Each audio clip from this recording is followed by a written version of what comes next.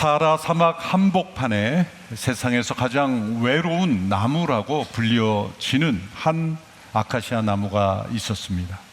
이른바 테네레 나무라고 불리는 나무입니다. 사진으로 보시면 주변에 아무것도 존재하지 않는 죽음의 모래 바다 한가운데 서 있는 나무입니다.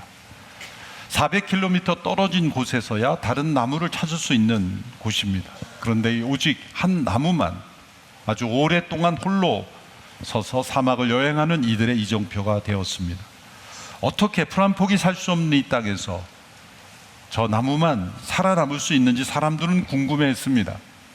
그런데 그 비밀이 1938년 그 나무 근처에 우물을 파다가 그 비밀이 밝혀졌습니다. 그것은 이 작은 나무의 뿌리가 36m 깊이로 파고 들어가서 지하의 물줄기에 뿌리가 다 있었기 때문입니다. 겉으로는 작고 초라해 보였지만 보이지 않는 그 땅속 깊은 곳에 깊은 뿌리를 내렸던 것입니다. 정반대의 나무도 있습니다. 암스테르담의 한 마로니의 나무입니다. 이 나무는 아주 유명한 나무입니다. 암스테르담에서도 유명한 나무인 것은 안네 프랑크라는 분이 창문 너머로 바라보며 위로를 얻었던 나무로 알려졌기에 많은 사랑을 받고 유명해진 나무입니다. 그런데 이 나무의 줄기가 점점 약해지고 처지면서 사람들이 철로 만든 지지대로 떠받치기 시작했습니다. 그러나 속이 문제였습니다. 겉은 무성하고 멀쩡해 보였지만 속은 텅 비고 썩어 있었습니다. 그러다 2010년 어느 여름날 한 차례 폭풍이 몰아치자 그 나무가 지면에서 1m 높이에서 부러져 쓰러지고 말았습니다. 두 나무를 대조해 보십시오. 한 나무는 주변에 아무것도 없는 황량한 사막 가운데 작고 외로운 나무였습니다. 그러나 그 뿌리가 마르지 않는 물가에 닿아 있었기에 혹독한 곳에서도 살아남았습니다. 다른 한쪽은 크고 사랑받는 유명한 나무였지만 그리고 많은 사람들의 노력을 힘입었지만 한 번의 폭풍을 견디지 못하고 쓰러져 버렸습니다. 한 나무가 살고 죽는 것은 그 나무의 크기나 명성이나 또 그 나무를 둘러싼 버팀목이 아니었습니다. 그 나무에 보이지 않는 뿌리에서 결정이 되었습니다. 하나님께서 창조하신 자연 속에 이렇게 중요한 진리가 우리에게 나타납니다. 그리고 하나님의 말씀에도 이 자연 속에 감추어진 하나님의 진리를 우리에게 전해줍니다. 오늘 시편 1편은 시냇가에 뿌리를 내린 한 나무가 어떻게 열매를 맺는지를 통해 그리스도를 따르는 제자도의 비밀을 우리에게 알려줍니다. 우리는 지난 4주 동안 제자도의 본질에 살펴보았습니다. 제자도의 본질은 예수 그리스도와의 연합이라는 것에 초점을 두었습니다. 죄에 대하여 죽고 하나님께 대해 산 자가 될 수 있는 것, 그것은 우리의 옛사람이 예수님과 함께 죽음을 경험하고 다시 부활의 생명을 경험했기 때문이라는 것입니다. 포도나무에 가지가 붙어 있으므로 가지를 통해서 열매가 맺어지듯이 가지 자체가 열매를 생산할 수 없고 나무에 얼마나 붙어 있는가에 그 열매의 여부가 결정되듯이 그렇게 그리스도께 붙어 있는 연합된 삶이 제자도의 본질이라고 말씀을 드렸습니다. 그리고 그 연합된 자의 증거는 무엇인가?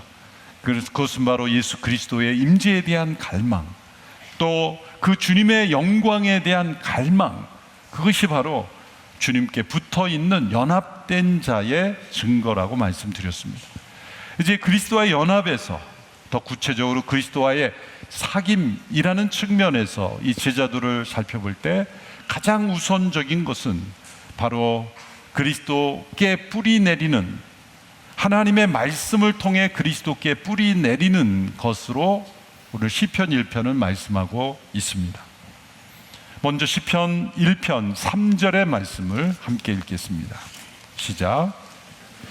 시냇가에 심은 나무가 계절에 따라 열매를 맺고 그 잎이 시들지 않는 것처럼 하는 일마다 모두 잘 되리라. 시냇가에 심은 나무라고 했을 때 이 시냇가는 자연스럽게 흐르는 시냇가가 아닙니다. 또 여기서 심은이라고 하는 단어도 옮겨 심어진 것을 의미합니다.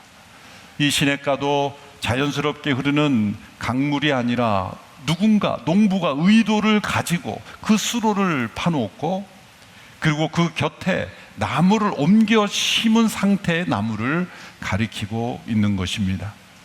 시편 92편에서는 이 심겨진 나무를 더 뚜렷하게 표현합니다. 이는 여호와의 집에 심겼음이요 우리 하나님의 뜰 안에서 번성하리로다. 그는 늙어도 여전히 결실하며 진액이 풍족하고 빛이 청청하다고 말씀합니다. 이 나무가 늙어서까지 결실하는 비결은 여호와의 집, 여호와의 임재 안에 심겨졌기 때문이다 라는 이 표현 속에서 우리 농부이신 우리 아버지 하나님께서 우리를 시냇가에 심어 주신다는 겁니다. 옮겨서 심어 주신다는 겁니다. 오늘 우리가 있는 이 자리는 우연이 아니라는 것입니다. 저와 여러분이 하나님을 예배의 자리로 나온 것, 하나님을 예배하는 자리로 나온 것은 우리가 다른 사람보다 더 교양 있고 똑똑하고 분별력이 있어서 나오게 된 것이 아니라, 우리가 예수님을 믿고 생명을 얻은 것은 다른 사람보다 더 똑똑해서가 아니라 농부이신 아버지 하나님께서 우리가 있었던 그 자리에서 우리를 파내어 시냇가 되신 예수 그리스도 곁으로 우리를 옮겨 심어 주셨기 때문입니다. 우리는 원래 동산, 창세기 2장으로 말씀하면 하나님이 창조하신 에덴 동산에서 생명의 강이 흐르고 중앙에 생명나무가 있었던 그 동산으로 비유하면 그 강가에 접붙임바된 연결된 나무들로 지음을 받은 것이죠. 그런데 하나님의 통치를 거부하고 동산 밖으로 나갔을 때 메마른 땅, 생명의 강과 연결되지 않는 메마른 자리에 우리는 있게 된 것입니다. 겉으로 볼 때는 무성하고 번성하고 문화가 발전하는 것 같지만 생명수의 강으로부터 단절된 상태는 곧 죽음이요, 멸망이요, 심판의 자리였던 것입니다. 그 자리에서 우리를 뽑아내셔서 우리로 하여금 결코 마르지 않는 영원한 생명 강가에 우리를 심겨 주신 것입니다. 저와 여러분이 그래서 예수님을 알게 됐고 하나님을 예배하는 자리에 나오게 된 것입니다. 1절의 말씀을 보시면 우리가 그 생명수 강가로 옮김을 받기 이전의 모습은 어떤 모습이었을까를 우리에게 알려줍니다. 1절의 말씀 보시면 복이 있는 사람은 악한 사람들의 꾀를 따라가지 않고 죄인들의 길에 서지 않으며 남을 업신 여기는 사람들과 자리를 함께하지 않고 라고 표현했습니다. 복을 말씀하면서 하지 않는 것을 말씀합니다. 그것은 복되지 않는 삶, 저주의 삶, 심판의 삶, 멸망의 삶은 악한 사람들의 꾀를 따라가며 죄인들의 길에 서며 그리고 남을 무시하는, 경멸하는 오만한 자리에 앉아 있는 모습입니다. 이것이 우리가 있던 자리입니다. 저와 여러분이 상관없는 자리가 아닙니다. 악한 사람들의 꾀, 많은 사람들이 살아가는 인생의 비결 뒤에는 보이지 않는 악이 숨어 있습니다.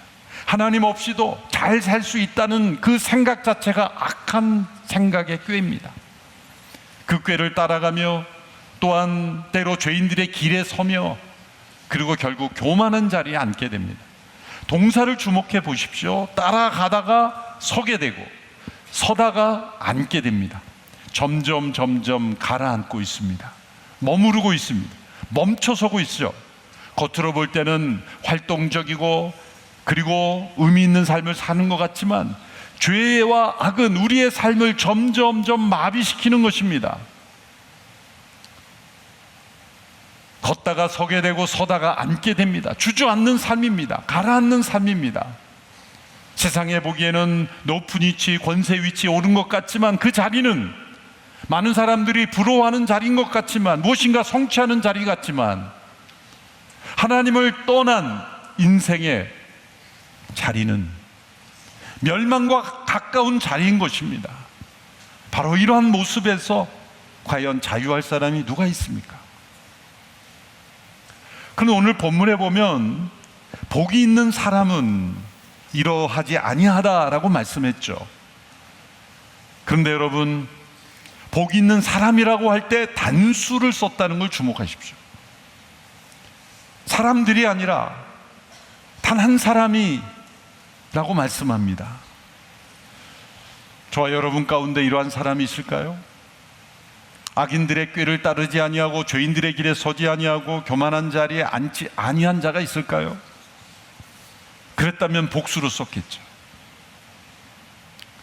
저와 여러분이 이 말씀 앞에서 자유롭지 못합니다. 우리의 삶을 되돌아보십시오. 아닙니다. 저는 악한 사람들의 꾀를 따른 적이 없습니다. 죄인의 길에 서지 않았습니다. 교만한 자리에 앉지 않았습니다 라고 자신 있게 말할 사람이 있을까요? 그렇다면 하나님의 말씀이 틀린 게 됩니다. 의인은 없나니 하나도 없다는 말씀, 모든 사람이 죄를 범하여 하나님의 영광에 이르지 못하는 말씀이 틀린 것이 될 것입니다. 우리 모두는 이 말씀 앞에 자유롭지 못합니다. 그러므로 우리의 모든 삶은 복이 있는 삶이 아닌 것입니다. 그러나 놀라운 것은 복 있는 사람이라는 이 표현에 해당되는 단 한 분이 계십니다. 바로 예수 그리스도이십니다. 그분은 악인들의 꾀를 따르지 아니하고 죄인의 길에 서지 아니하고 오만한 자리에 앉지 아니한 분입니다. 그러므로 이 복이 있는 사람이 곧 예수 그리스도를 가르친다면 이것은 다른 이야기가 됩니다. 시편 1편의 말씀은 우리에게 착하게 사십시오, 죄를 범하지 마십시오, 그리고 나쁜 짓 하지 마십시오라는 권면을만을 우리에게 주는 것이 아닙니다. 그렇다면 그것은 도덕 교과서가 되는 겁니다. 그런데 이 말씀을 통해 우리에게 알려주는 것은 우리는 이러한 삶을 살지 못했지만 참으로 복이 있는 분이신, 복된 사람이신 예수 그리스도를 믿는 자는 그분 안에 하나님께서 우리를 심어 주셨다는 겁니다. 그래서 예수 그리스도의 복을 우리도 누릴 수 있게 되었다는 것입니다. 우리의 의로움이 아니라 예수 그리스도의 의로움 때문에, 우리가 복 받을 일을 해서가 아니라 예수 그리스도의 공로로 인해서 그분이 받으셔야 마땅한 복을 우리도 함께 누릴 수 있도록 허용해 주시기 위해서 우리를 멸망의 자리, 심판의 자리에서 우리를 뽑아내셔서 마르지 않는 시냇가 되신 예수 그리스도에게로 붙여주셨다는 것입니다. 그렇다면 옮겨 심겨진 나무가 해야 할 일은 무엇입니까? 단 한 가지입니다. 깊이 시냇가에 뿌리를 내리는 일입니다. 2절의 말씀이 그 뿌리를 내리는 것이 어떠한 것인지를 설명해 주고 있습니다. 2절 말씀 같이 읽겠습니다. 시작. 오직 여호와의 율법을 즐거워하고 그 율법을 밤낮으로 깊이 생각하는 자로다. 여기 깊이 생각한다는 단어를 한자로는 묵상, 개정 번역 그렇게 번역을 했죠. 그런데 히브리어 원어를 보면 우리가 생각하는 것처럼 조용히 사색하듯 생각하는 영역과 다른 단어입니다. 하가라는 단어는 소리와 관련된 단어입니다. 사자나 호랑이 같은 들짐승들이 먹잇감을 보고 으르렁거리며 소리를 내는 그 소리, 작은 비둘기 한 마리가 먹이를 쪼으면서 구구구 소리를 내는 그 소리, 동물들이 그 소리를 낼 때 이 단어를 씁니다. 그러니까 하가는 이 소리와 관련된 겁니다. 그래서 고대 유대인들은 이 단어를 묵상을 표현할 때 소리를 내는 것으로 사용했습니다. 소리를 내서 읽고 또 누군가 읽으면 귀 기울여 듣고 반복하여 이것을 입에서 중얼중얼 거리면서 반복하는 것을 이 하가라는 단어를 썼다는 거죠. 그래서 랍비들은 이 묵상, 이 하가라는 단어를 되새김질로 해석을 했습니다. 되새김질하는 동물을 보면 한 번 음식물을 먹고 그대로 위장으로 내려가지 않고 내려간 듯 하지만 다시 토해내서 그 음식을 다시 또 씹으면서 또 다시 소화시킵니다. 동물마다 그 차례는, 그 횟수는 다르겠지만 되새김질 할 때 나오는 그 소리, 다시 토해내고 또다시 씹어먹고 그렇게 여러 차례 반복하며 완전히 자기의 것으로 만드는 그러한 동물들에게서 나오는 소리가 바로 이 하가입니다. 그러므로 묵상은 되새김질입니다. 우리가 하나님의 말씀에 뿌리를 내릴 때 지식처럼 단 한 번, 두 번 읽고 그저 머릿속으로 이해했다고 끝나는 것이 아니라 신명기 6장의 말씀처럼 길을 걸을 때든지 앉았을 때니 누웠을 때든지, 그것은 뭐냐면 24시간 성경책을 보며 다니라는 말씀이 아니죠. 되새김질하라는 겁니다. 그 말씀을 내가 큐티 시간에 읽었든지 말씀을 내가 읽었다면 그 말씀을 또다시 꺼내서 그 말씀을 다시 중얼거리며 읽고 다시 암송하듯 그렇게 외우고 또다시 마음에 생기기 위해서 반복하며 되새김질하는 일, 그 과정을 통해서 말씀이 우리의 삶에 뿌리 내린다는 것입니다. 그것이 바로 묵상입니다.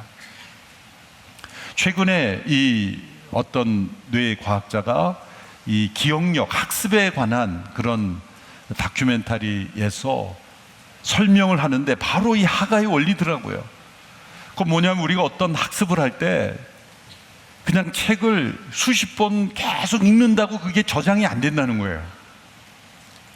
몇 번 읽고 그 책을 덮고 내가 무엇을 읽었는지를 떠올리는 노력, 생각이 잘 안 날 수 있죠. 그러나 계속 무슨 내용인지를 떠올리도록 노력하고 또 노력하고 정 안 되면 그때 다시 보고, 그리고 또 다시 덮고 또 다시 떠올려보고 떠올려보는 이 과정을 반복할 때 놀랍게도 우리 기억력이 향상된다는 거예요.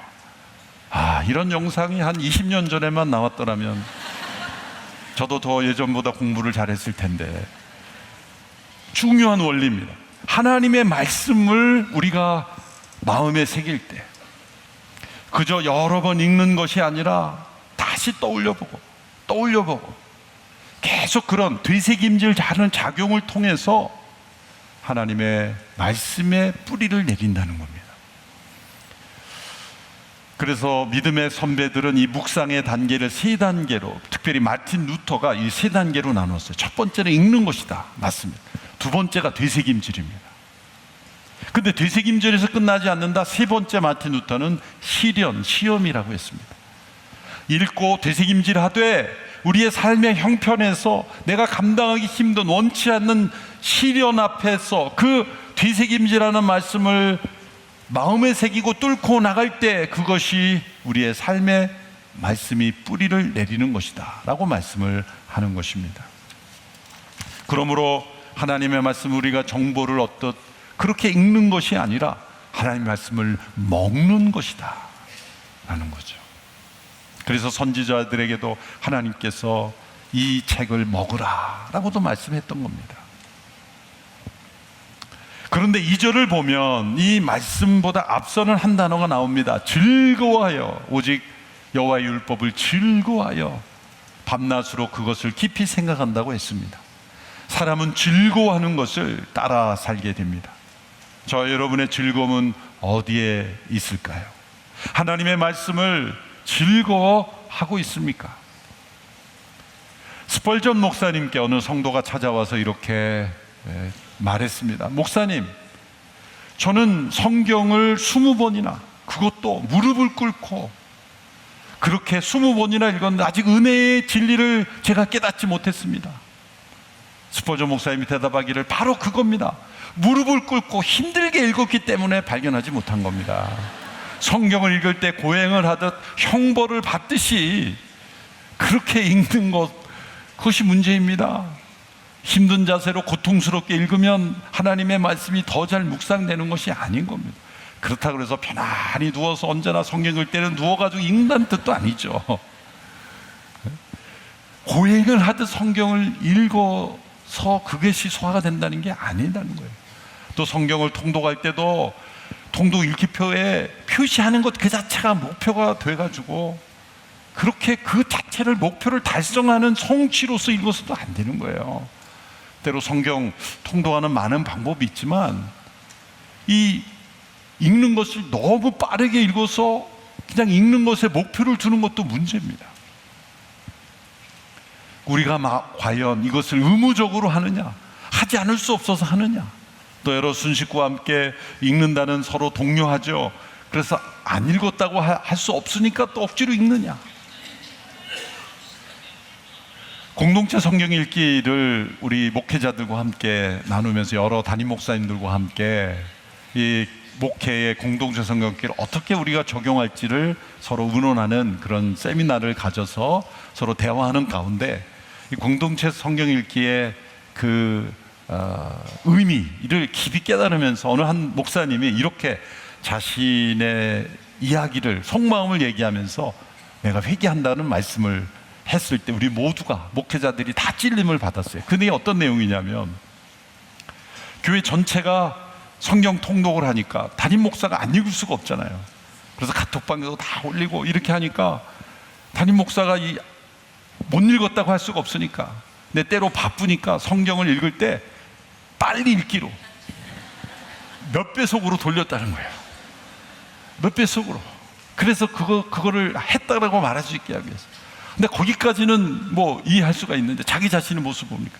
자기가 좋아하는 영화 시리즈는 그냥 제 속도로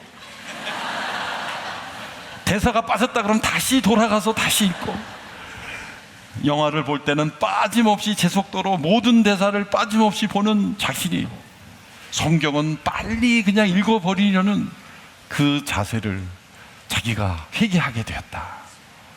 참 그 진솔한 회개 우리 모두가 여기서부터 자유로울 사람이 있을까요? 여러분 못 본 드라마는 좋은 시간에 프라임 타임에 다시 돌려보면서 하나님의 말씀은 그냥 스킵해 가면서 그렇게 읽는 우리의 태도, 그게 무엇을 즐거워하는지가 나오는 것이 아닐까요?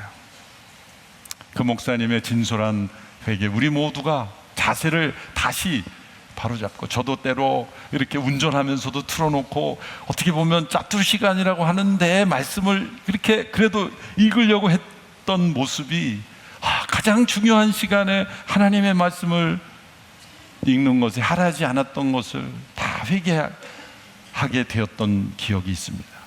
말씀을 즐거워하여 즐겁게 그것을 되새김질하며 시냇가, 마르지 않는 시냇가 대신 그리스도께 뿌리 내리는 그러한 나무는 반드시 열매를 맺습니다. 그 열매가 어떻게 오는지를 3절에서 이렇게 말씀하죠. 3절을 다시 보시면 그는 시냇가에 심은 나무가 계절에 따라 열매를 맺고 그 잎이 시들지 아니하는 것처럼 하는 일마다 모두 잘 되리라. 계절에 따라라는 단어가 중요합니다. 여러분 1년 내내 열매를 맺는 나무는 없습니다. 1년 내내 열매가 붙어있고 1년 내내 꽃이 붙어있으면 그것은 가짜 꽃이고 가짜 나무죠. 계절에 따라, 필요에 따라, 철에 따라, 때로 시험을 당하고 고난당할 때 필요한 믿음과 인내의 열매를 맺습니다. 때로 어려움 당한 사람에게 긍휼의 열매가 맺어집니다. 우리의 삶 속에 필요한 때에 적합한 열매를 철을 따라 맺게 되는 것, 그것은 내가 열매를 만드는 것이 아니라 맺어지게 되어 있는, 왜? 시냇가 되신 그리스도께 연결되어 있기 때문입니다. 그러므로 열매를 맺는 것은 우리 자신이 아닙니다. 우리가 해야 될 것은 뿌리를 내리는 일입니다. 그러면 내가 하는 일마다 잘 되리라, 형통하리라 말씀했습니다. 이 말씀도 오해하면 안 됩니다. 내가 원하는 것을 언제든지 다 이룰 수 있게 된다는 뜻이 아니죠. 우리는 환경과 상황의 형통을 날마다 구합니다. 우리의 환경과 상황이 잘 되고 우리의 영혼도 잘 되면 얼마나 좋겠습니까? 이 두 가지가 모두 다 이루어지는 경우도 있을 겁니다. 그러나 대개는 우리가 원하는 대로 상황이, 형편이 잘 되기만 하면 우리의 영혼이 잘 되지 못할 수도 있기 때문에 하나님은 때로는 우리의 상황을 원하는 대로 해주지 않음으로써 우리의 영혼이 잘 되도록 하시기도 하십니다. 그러므로 이 형통을 상황과 환경의 형통이라고만 해석해서는 안 됩니다. 우리의 영혼이 잘 되도록 하시기 위해서 우리가 그리스도의 말씀에 뿌리 내린다면 이 두 가지 형통을 다 이루어 주시기를 바랍니다. 그리고 때로 원치 않는 환경일지라도 내 영혼이 잘 되도록 하시는 것이라면, 내 영혼이 주님 앞에도 합당한 제자가 되는 것이라면 감사함으로 받을 때 하나님께서 우리의 삶을 인도하시리라고 믿습니다. 4절의 말씀을 보면 분위기가 정반대가 됩니다. 아기는 그렇지 않으니 그저 바람에 날려가는 겨와 같도다. 지금까지는 시냇가에 심은 나무를 말씀했다면 이제 4절에서 바람에 나는 겨를 가지고 나옵니다. 그런데 히브리어는 이 시편은 시 아닙니까? 히브리어로 된 시입니다. 시는 운율, 울을 따르게 되죠. 나무라는 단어가 히브리어로 에츠입니다. 겨가 모츠입니다. 그래서 이 츠 발음으로 운율을 맞춘 거죠. 우리말이나 영어 번역에는 다 그런 것이 날아가 버리지만 이 에츠와 모츠를 비교하는 겁니다. 기억하기 쉽게. 바람이 불면 날아가 버리는 인생과 바람과 폭풍이 불러도 견디는 인생을 대조하는데 그 차이는 바로 뿌리에 있습니다. 몇 년 전 코로나 팬데믹이라는 바람이 전 세계에 불었을 때 겉으로는 예수님 잘 믿는 것 같지만 날아가 버려서 아직도 돌아오지 않은 성도들도 있어요. 사회적 거리두기라는 그 말에 오히려 잘 됐다, 이참에 완전히 교회와 거리를 두자 라고 하면서 다른 사회는 잘 다니는 그런 분들, 안타까운 일입니다. 뿌리 내리지 못했기 때문입니다. 뿌리 내리지 못한 믿음은 바람이 불면 날아가 버립니다. 바람에 나는 겨와 같은 인생은 심판을 견디지 못할 것이라고 말씀합니다. 5절 6절에 보면 놀라운 역전이 일어납니다. 5절 6절의 말씀을 함께 읽습니다. 시작. 그러므로 악인들은 심판을 견디지 못하며 죄인들은 의인의 모임에 참석하지 못하리라. 의인의 길은 여호와께서 보호하시나 악인의 길은 망하리로다. 1절과 2절에서 복 있는 사람은 혼자였습니다. 주변이 모든 악인을 따라 꾀를 따라 살며 죄인의 길에 서며 오만한 자리에 앉는 사람들만 있는 것처럼 보였습니다. 그러나 이 마지막 구절에 혼자가 아니었음이 나타납니다.